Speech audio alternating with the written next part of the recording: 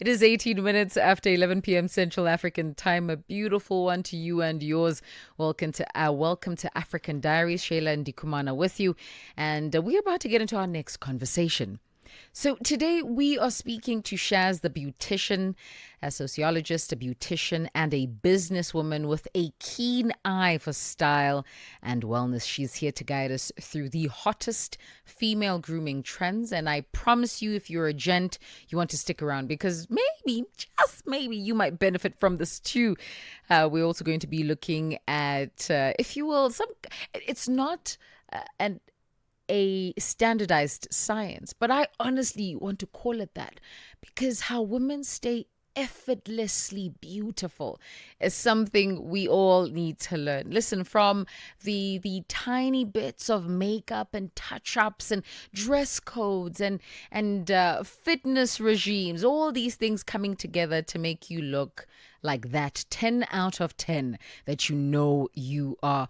We're going to be speaking to Shaz about skin, basically minimalistic ways of taking care of yourself, because I've seen that that's a trend. We're going to be looking at tech-driven beauty tools such as face yoga and how social media platforms have all these ways and tricks and tips on how you can keep looking stunning. We're also going to be looking at makeup, holistic wellness, eco-friendly skincare, and so much more. And so joining us, we must firstly thank you, Shaz, for joining us. Thank you so much for taking the time to speak to us. Welcome to African Diaries. Hi, my Sheila. Thank you so Ma'am. much for having me. Oh, this is listen, I anticipate that we will have so much fun and time will fly. Always, always. Let's start off with looking at just trends that you're noticing in 2025. Right. If it's not brushing your skin when it's still dry, you haven't entered the shower, they're telling you to use that scrubby thing to get off. What? Listen, there's a lot happening. I There's promise way you, too much going on. every second scroll, you have someone telling you how to keep your skin looking divine, right? These Korean Yeah, stuff coming into play. There's a lot. So perhaps there's a highlight lot. some of the trends that you've noticed and you've picked up on when it comes to just hygiene and grooming generally. Oh, Sheila, I think there's a lot going on at the moment with self-care, which is like a blessing and a curse at the same time, right? Because there's only a certain amount of information one can take in until that information becomes a form of procrastination. I've lived this, right? And I feel like there's just so much going on at the moment that, like, there's people that don't do anything because they don't know what to do. It just seems like it's either you're doing all that or nothing, Yeah, right? yeah. So it's getting a bit much with that. Um, Especially for someone who's wanting to just try and do something. It's not everyone that has had the privilege to be able to prioritize themselves in a way that most of us are able to. And I feel like sometimes the information that's out there can be a bit overwhelming for someone who's just wanting to start out, just do some regular self-care to sort of boost confidence or whatever they're doing it for. Mm. Shaz, you say this and you started off by saying procrastination, right? You Yeah. absorb all this info and then you go, yeah, I'll try it tomorrow. But you've put down Yeah. 20 things. You have saved 20 videos on different platforms, mind you, because it's not just one platform that's offering you this. It's multiple platforms. And then now your head is just like spinning and you feel overwhelmed and you let it go, right? Or for Yeah. some, you try all at the same time. If it's not you doing the skin scrub, it's you. I've seen very interesting trends, right? So there's one that suggests that tissue oil is the first thing that you apply once you're done with a shower. There's another school of thought that Yes. says that moisturizer comes first. There's a school of thought when it comes to your face that suggests that minimalistic routines are best. more products, the more you affect your skin. There are other schools of thought that suggest that, listen, 7 to 8 steps is important because you need your serum Mm, and your yeah. sunscreen and another serum and Mhm. an oil based serum. And then you've Yep. got your moisturizer, but you've got a moisturizer for your eyebrows because, listen, it's part of the routine. There's quite a bit happening. And I kind of want us A to lot. take some time to unpack what is necessary. Maybe Yeah. that's where we ought to start. What is necessary? And we're going to take it piece by piece. For the Yeah. face, Shaz, for a man's Mhm. face, a woman's face, we want to Yeah. glisten in the twilight. What do we Hmm. need? I think it's very important that we also understand that like beauty is not, it's not a one size fits all in for anyone. We all have very specific needs. So I think the first thing would be for you to do an audit, right? This is what I do for everything, an audit. You go, is my skin dry or, oily? Because if you're trying to glisten in the sun, but your skin is already oily, what you're looking for is not more moisture. You're looking for something to sort of, matten up your skin, right? So I think the first thing is to have a look at what skin type you have and see if you need a moisturizer or the name is not coming for the other one, but the other one that makes the skin matte. Those are the Mm. like you need something to moisturize your skin, and then sunscreen, and that's it. That's all you need. Ah. Whoa, whoa, That's Shaz, all you need. Shaz, come back. Come back, come back, come back. That's all we're talking needs here. That's all you Yes. need. Okay, okay. So apart from the cleansing process, right? So after you wash your Yeah. face, also let's start with that cleansing process because you are told that you need an exfoliator, but sometimes Mm-hmm. you need a soothing wash, and Mm-hmm. sometimes you need a oil infused wash, which is not the soothing wash because the soothing would typically have aloe, right? Yes, And you are of given course. days for these. So 2 times a day, you must soothe the skin. 3 times, not 2 times a day, 2 times a week. And then 3 times a week, you need to exfoliate. And then, depending, of course, on your skin type, whether you're oily or dry, you will then pick your third base, which will be oil based or perhaps more toward the cleansing kind, which would then extract Of oil course. from your face. So we've got Yes, that, ma'am. ne? Three cleansers for the face, first of all. And Mm-hmm. then we move on to toner, okay? Yes, of course. Because we need to tone our faces. I Yeah. still tilt. I am today years old, and I struggle to understand what the toner. Listen, I use it, but I want to know: is it a cleansing thing, or is it a hydration thing? Because also toners suggest differently. Yeah, they suggest that we cleanse, we remove any remaining buildup on the skin that the cleanser Yeah. wouldn't remove. Some suggest that they hydrate the skin, but my question is, how do you know if it's Mm, clean? Because you suggest I must use this after, but you see, there's quite a bit that happens. So if you're saying to me that mhm. only lotion Yeah, and sunscreen is needed, that's this it. the step of cleaning your skin, what would be the All of that best stuff. practice? Yes. All of that stuff. All of, I mean, it's capitalism at its best, right? I always go back to what do you need? There will be a time where you might need to tone. For some reason, you have more dead skin cells. I think the most important thing is to figure out what things do and then figure out what you need. It's not every day you're going to need to tone. It's not every 2 days you're going to need to tone. It's not a sort of everyday sort of thing. Because how did the people that lived hundreds of years ago before the toners and all of that survive? They had the most beautiful skin. They didn't even have the acne that we have. Um, so we don't need all of these things. Like you might need it, right? Maybe you're going through a season of like flaky dry skin. That's when you need it, but you can't. In my personal and professional opinion, in my experience, I don't think that it is healthy for your skin to be exposed to that many chemicals every day. If you can just get a good wash, that's okay. That's enough. You don't need to be going inside the pores of your pores, you know? Like, find what works for you. Find if you have dry skin and get a cleanser for dry skin.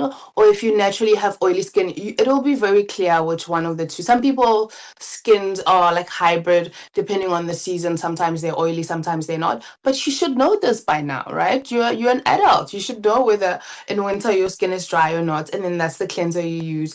Unless something is like off, let's just keep it simple. Let's not do anything crazy. Let's just cool down. Because how long are you supposed to be doing the 7-step skin routine? Oh my goodness, the voice of Charity Gumede, known as Shaz the Beautician, a sociologist, a beautician, and a businesswoman, joining us this evening. And we are talking all things grooming, beauty, and maintenance. Let's move to the body. So dry brushing, I think, is one practice that's being highlighted. Mm-hmm.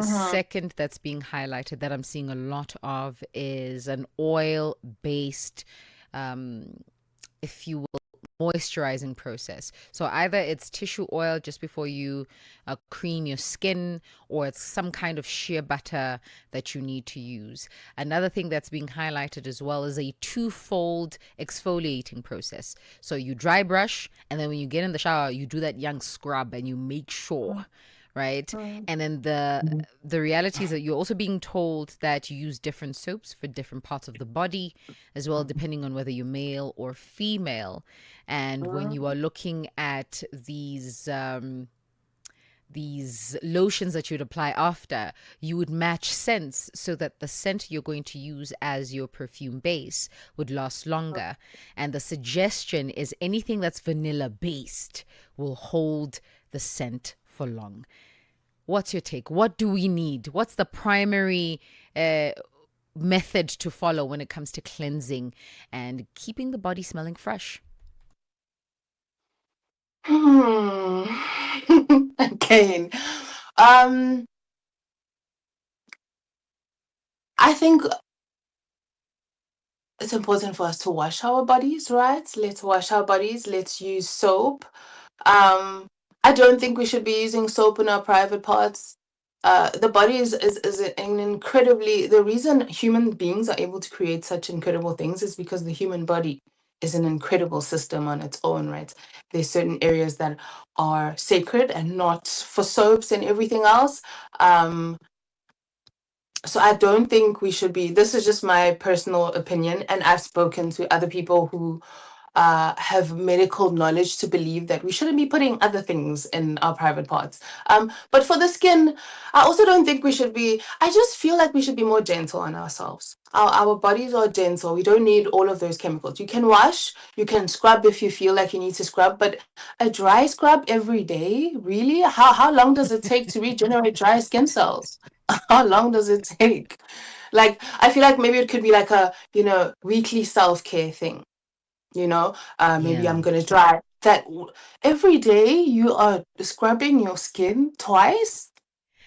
I So don't know. I don't know if people are suggesting it for an everyday routine, but I do see that it's highly recommended, right? And so Yeah, I yeah, do it was think great. there are gaps in between that. But I think all of this is to just generate that glass skin effect, right? People don't want to just Yeah, have faces that no, sparkle in the twilight. They want bodies that sparkle in the yeah. twilight. Oh, And they want the bodies now as well. and so the idea is really to learn how to hydrate and moisturize and cleanse your Yeah, skin so that it does look good. And I suppose this is why we are gunning for the fundamentals. What is a necessity? And so you spoke of yeah, chemicals. Perhaps let's take a little a deep dive into that, right? Just a bit of a deep dive, not too far gone, and just yeah. try and understand the effect of chemicals, of fragrances on the skin. Yeah. So a lot of, I think it's very important for us to have a look at what the products on our skin is made of. Maybe this is something I actually should have highlighted in the beginning, that I think we should try support more, environmentally friendly skin products. They're usually more friendly on our skin as well. And usually with like most of the industrialized skin products is that the fragrance that you smell, it smells lovely, but it's been so processed and so many chemicals have been put in it to make it smell, as fabulous as it does, because it's quite different from our natural odor. So there are companies that make products that still smell good but are still more natural base than a lot of the ones that we find in our grocery stores, online or whatever. So I think it's important that we have a look at like what our products are made of. I think that would, because there's a lot of naturally made sort of products that are great for the skin. And then lastly, Shaz, as we come to the end of our first segment, I want you to talk on uh, balancing your intrinsic and extrinsic factors, right? So a lot of the focus on beauty and grooming is on the tangibles, right? Yeah. The skin Yeah. that I can see, the face that I can see, the nails that I can see. Yeah. Uh, but a lot of work isn't emphasized on the internal, or there isn't a relationship that is being established clearly. And I don't know if it's because people don't want to, or they're just not finding, the interlinking relationship between what you consume and what you look like. But let's talk to that a bit, because I found a few things that I want to share with you. So, one, carrots for the skin, beautiful. Two, Yeah. red onions for odor, beautiful. Three, Mm. tomatoes for your skin, wow. Four, Wow. cucumber for hydration.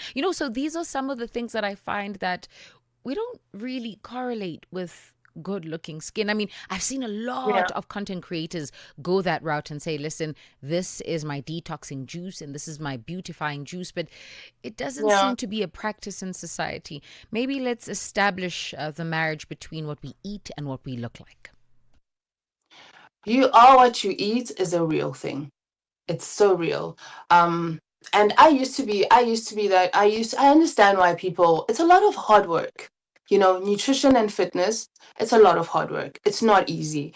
Some people make it look effortless because it's a routine. Like you have to put the time and the effort in. It doesn't come effortlessly. It looks effortlessly because it becomes a lifestyle, that you look after yourself. But it's not an easy thing. And it really does go that far, and it's one of the biggest lessons that I've learned in this healing journey, because I used to be that girl as well. I used to train for big glutes. I used to train for a tiny waist.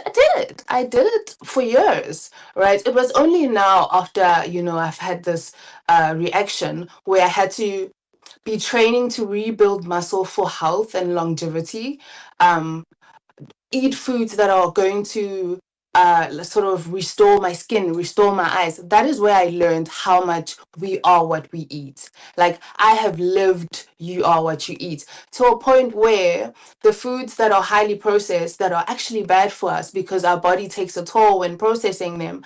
Every time I ate more of like processed foods, I would feel it. I'd feel sick.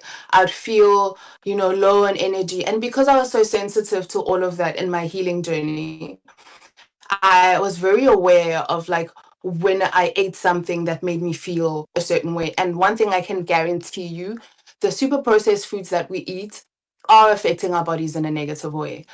We're currently getting the African perspective on beauty, on grooming and maintenance. And joining us on the other end is Shaz the Beautician. And she's here to give us the fundamentals when it comes to taking care of yourself. If you have been overwhelmed by what's happening on social media. So every second, third, fourth video suggests do this, do that. Let's get the fundamentals and the basics right. And that's what we're doing with Shaz. Shaz, you were just completing a thought there when it comes to you being what you eat and how this expresses itself in person and tangibly in your skin, in your hair, in your nails, in how you feel. Absolutely. Um, Yeah, I think I honestly am at a point where I think it's the most important thing. That whole look good, feel good, I feel like it should be feel good, look good. Um, there's no, I think a confidence that comes from knowing that you look after yourself is greater than any other confidence. Like, Sure. I've been my most confident now because I take the most incredible care of myself that I have ever, like in most aspects of my life. But the showing up at the gym every day, it's not easy. It's never easy. Like, you go to the gym. It Yeah. doesn't get easy. It never Mm. gets fun, right? But you try and like find joy in it. I think the most important thing is to not have the all or nothing mentality when it comes to any of the things you've spoken about and Yeah. will continue to talk about today. Yeah. Find what you can do. It's not a one size fits all situation. Take the time out to say, listen, I want to look after myself, or I want to take better care of myself. Say, Mm-hmm. these are my problem areas. And find solutions for them. Don't go, what are you doing for your body to get that? First of all, genetics is everything. My genetics Mm. and my brother's genetics are not the same, right? Mm. It's different. It's different for everyone. So work with what you have, work with what you enjoy, but you are definitely what you eat. You Mm. are definitely your eating habits. You are definitely the effort you put in at the gym. Like, there's no going around it. And I think people ignore it because it's such hard work. Like, it is not easy. It is not easy, but it is the most rewarding thing I have ever done, um, ever in my life. And I will never stop. And I will never stop preaching about it.